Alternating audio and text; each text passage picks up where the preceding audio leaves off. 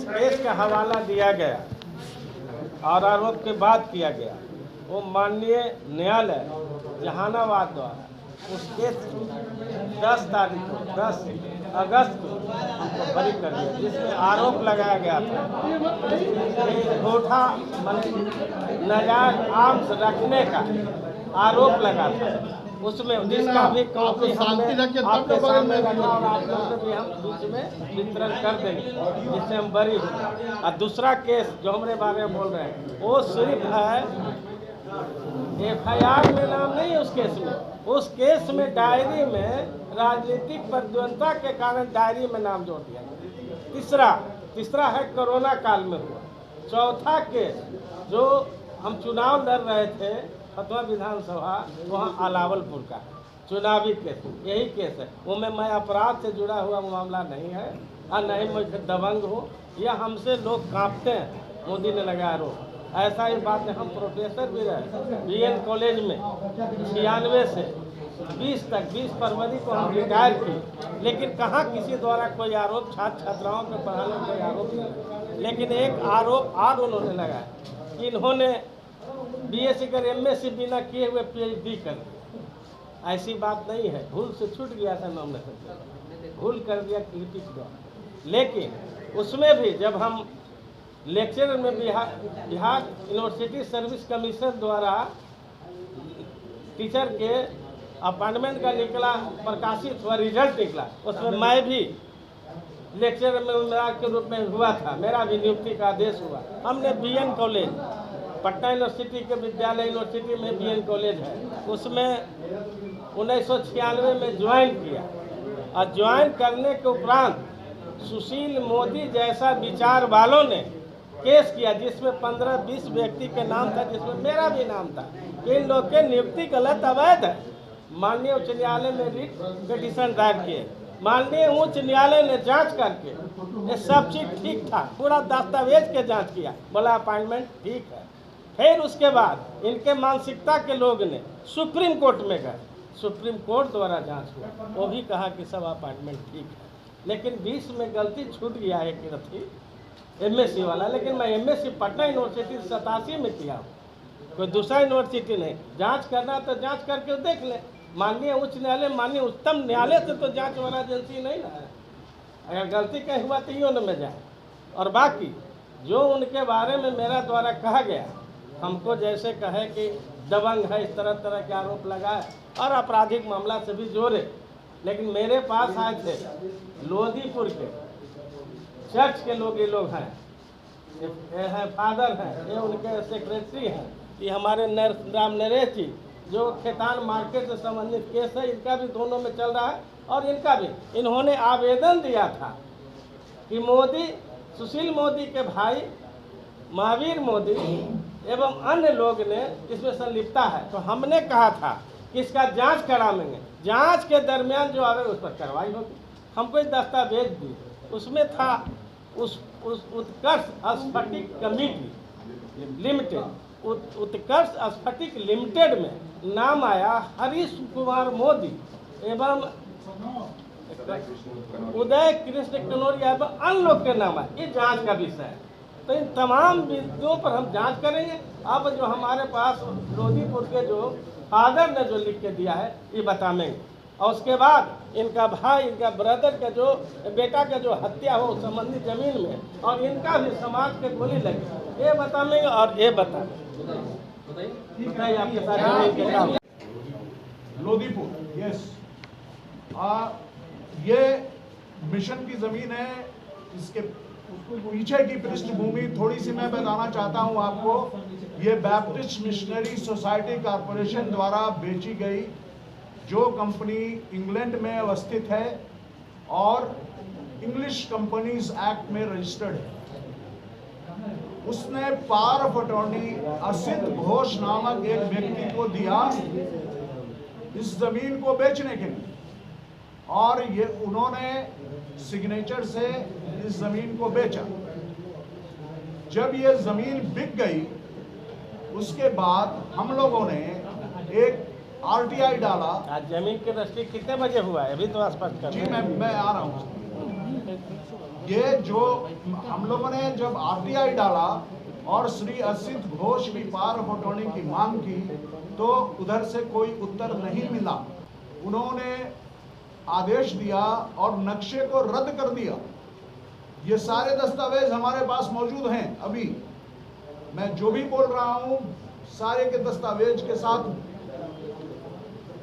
नक्शा रद्द करने का जो आदेश उन्होंने किया उसमें उन्होंने ये भी लिखा कि जो वास्तुविद थे उन पर शो कॉज की कार्रवाई की जाए, और उन्होंने ये भी लिखा कि जो उसमें उत्कर्ष स्फटिक लिमिटेड वाले हैं वो उन्होंने रॉन्ग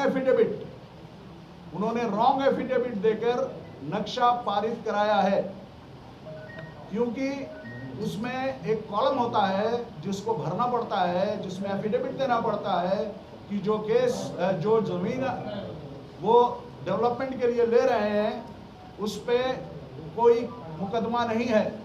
लेकिन उस समय उस पे दिल्ली हाई कोर्ट का स्टे लगा था 416 नंबर का, उसकी कॉपी भी हमारे पास मौजूद है। बावजूद इसके नक्शा पारित हुआ था जिसको होल्ड किया टाउन कमिश्नर ने, और उसको आधार बनाकर उन्होंने नक्शे को रद्द किया। साथ ही उन्हें यह मौका दिया कि यदि वो चाहें तो पुनः नए नक्शे के लिए विधि सम्मत तरीके से दोबारा अप्लाई कर सकते हैं। उस पर वो म्युनिसिपल ट्राइब्यूनल में गए अपील में। बाय दैट टाइम वो जो 416 सूट था जो दिल्ली हाई कोर्ट का था वो टेक्निकल ग्राउंड पर रिजेक्ट हुआ। उन्होंने रिमांड बैक कर दिया फिर से म्युनिसिपल कमिश्नर को। उस समय तक म्युनिसिपल कमिश्नर श्री जय सिंह आ गए थे, श्री कुलदीप नारायण का तबादला हो गया था, और उन्होंने इसको टेक्निकल ग्राउंड बनाया। उसके भी उनका भी आदेश हमारे पास है। उस बात को उन्होंने ध्यान ही नहीं दिया, ना उस पर कोई टिप्पणी की कि रॉन्ग एफिडेविट देकर नक्शा पारित कराया गया है, और उन्होंने एक टेक्निकल ग्राउंड बनाकर उनको फिर से अपने ही कॉन्टेम्परेरी ऑफिसर के आदेश को रद्द किया और उन्हें कार्य करने की अनुमति प्रदान की, और वो कार्य करते रहे। और आगे जो है वो आपके नजर के सामने है। उसके बाद उनके इस आदेश के विरुद्ध हम लोग फिर से म्युनिसिपल ट्राइब्यूनल गए। म्युनिसिपल ट्राइब्यूनल में बहुत लंबी सुनवाई चली, और सुनवाई के बाद जज साहब ने यह आदेश हमारे पिटिशन को रिजेक्ट किया, लेकिन इस बात को उन्होंने होल्ड किया कि गलत एफिडेविट देकर नक्शा पारित कराया गया है, और इसको बहुत हल्के में उन्होंने लिख दिया कि चूंकि उन्होंने गलत एफिडेविट पर नक्शा पारित कराया है, इसीलिए इन्हें 1 लाख रुपया का जुर्माना किया जाता है और ये कार्य अपना आगे ये कर सकते हैं। उसके विरुद्ध हम लोग पटना हाई कोर्ट में हम लोगों ने रिट दाखिल किया है। अपील में हैं हम पटना हाई कोर्ट में। उसकी एक ही मात्र सुनवाई अभी तक हुई है, और उसमें जब जज साहब ने इनसे ये कहा कि आप काम को रोकें, इनके वकील ने ये कहा कि सर हमारा बहुत पैसा खर्च हो गया है, हम काम रोक नहीं सकते सर, बहुत परेशानी में हो जाएगी हमें। तब जज साहब ने कहा तब आप अपने रिस्क पर बनवा रहे हैं। उन्होंने इन्हें काम करने की अनुमति नहीं प्रदान की। उन्होंने अपने ऑर्डर शीट में, वो ऑर्डर भी हमारे पास है, कि आप अपने रिस्क पर बना रहे हैं, और वो रिस्क पर बनाने उनको उन्होंने इंटरप्रेट अपने फेवर में करके वो बनाते रहे, और आज वो इस पोजीशन पर उन्होंने उसको पहुंचा दिया। अब रेरा की बात करें। रेरा में हमारे पास्टर साहब गए थे ये कंप्लेन लेकर कि उस पर मुकदमे हैं, 3-4 मुकदमे दाखिल हैं, इनको रेरा का अप्रूवल नहीं दिया जाए। वहाँ इनकी मुलाकात जिनसे हुई वो मेंबर थे, उन्होंने कहा कि हम लोग इनको रेरा का अप्रूवल नहीं देंगे क्योंकि इस पर मुकदमा है। बावजूद इसके उन्होंने 1 हफ्ते के अंदर रेरा का अप्रूवल उनको दे दिया। पुनः हम लोग वहाँ गए और जो रेरा के चेयरमैन थे अमानुल्लाह साहब, उनके कोर्ट में हम लोगों ने, उन्होंने कहा कि आप फाइल करें बजाबता है केस रेरा कोर्ट में। हम लोगों ने रेरा कोर्ट में केस दाखिल किया और सुनवाई हुई, दोनों पक्ष अपीयर हुए और सुनवाई के बाद उन्होंने ये आदेश किया, उन्होंने रेरा के अप्रूवल को तो रद्द नहीं किया, लेकिन उन्होंने ये लिख दिया कि जब तक ये जो सूट्स हैं, जो केसेस हैं चल रहे हैं, आप कोई भी रजिस्ट्री नहीं कर सकते। इस ऑर्डर को उन्होंने चैलेंज किया हुआ है रेरा ट्राइब्यूनल में। रेरा ट्राइब्यूनल के जो जज साहब हैं, उन्होंने उनके इस आदेश को गलत बताया कि गलत आदेश है और उसको रद्द किया। अब हम लोग उनके ही कोर्ट में फिर से रिव्यू पिटीशन डाल चुके हैं और रिव्यू पिटीशन की सुनवाई अभी चल रही है, जो जिसका डेट आगे 16 तारीख को है। आप इनसे उनसे कर रहे हैं, खुल के बताइए किसके बारे में कर रहे हैं? किनके बारे में आप बोल रहे हैं इनसे उनसे किनके बारे में बता रहे हैं?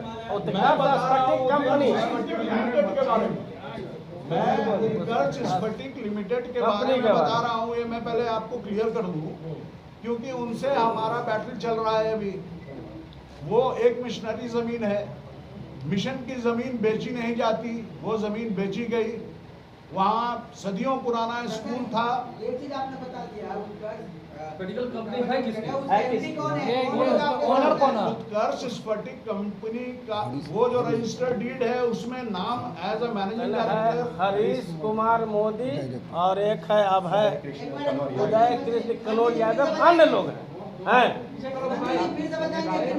जी जी, मेरे पास जो डीड मौजूद है, मेरे पास जो डीड मौजूद है,